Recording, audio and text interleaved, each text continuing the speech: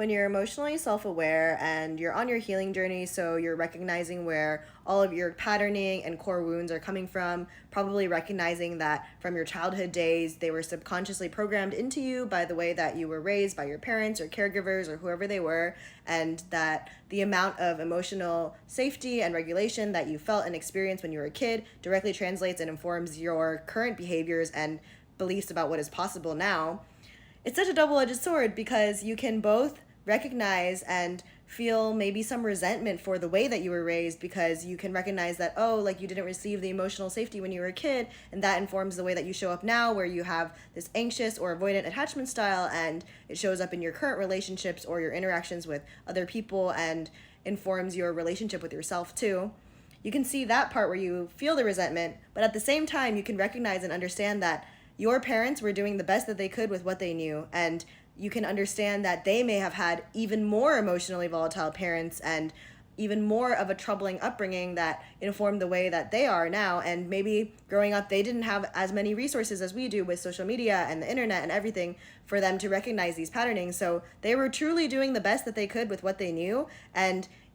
it's just a double-edged sword because you can see that empathy and understanding for them and recognize that, oh, like, they weren't trying to create this unsafe environment for me emotionally growing up. But at the same time, you can feel that same resentment of, well, I am upset that I didn't receive that sort of validation and care, and that I didn't get to be a kid because I had to emotionally regulate and keep the peace in the household.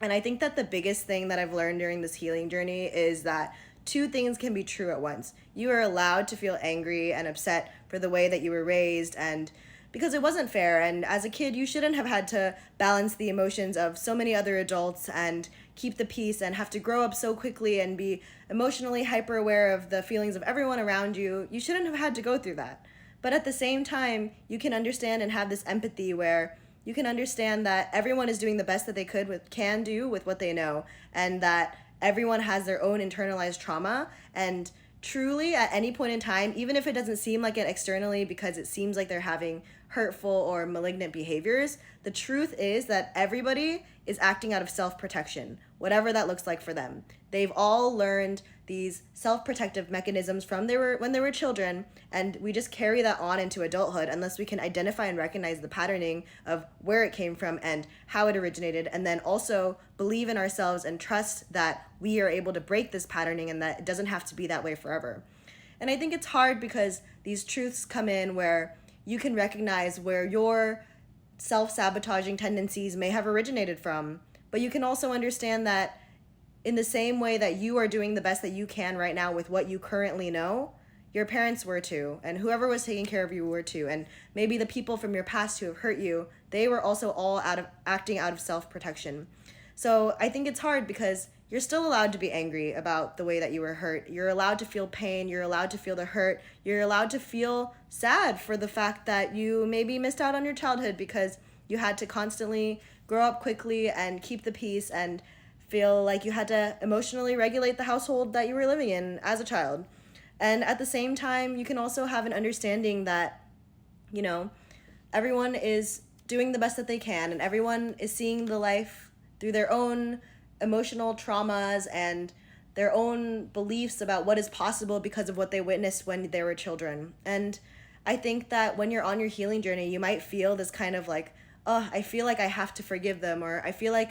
I shouldn't be holding this anger, I shouldn't be holding this pain, and we feel shame for feeling these things because we're on our healing journey and we're trying to show up as the best version of ourselves, but we still have this held in anger, pain, or hurt and resentment. And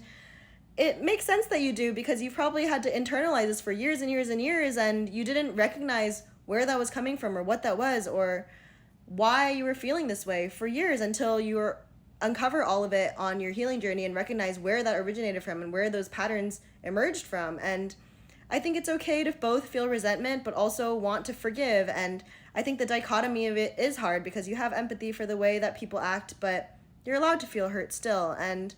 I think that we don't talk enough about how you're allowed to feel hurt and pain, but at the same time, you can understand people and see where they're coming from and see other humans from a more empathetic lens, because truly everyone is doing the best that they can with what they know. And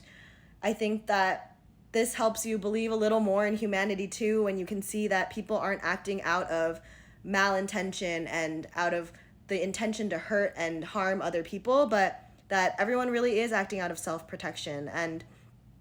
both things are true. You're allowed to feel hurt, but you're also allowed to recognize that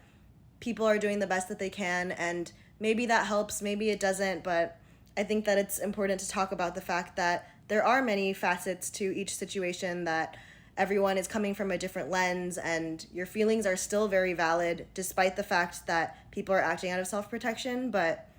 you're allowed to hold on to that anger and pain, and also recognize and see that people are doing the best that they can with what they know. And same for you. You're at any point, you're doing the best that you can with what you know, and that's all you can do. And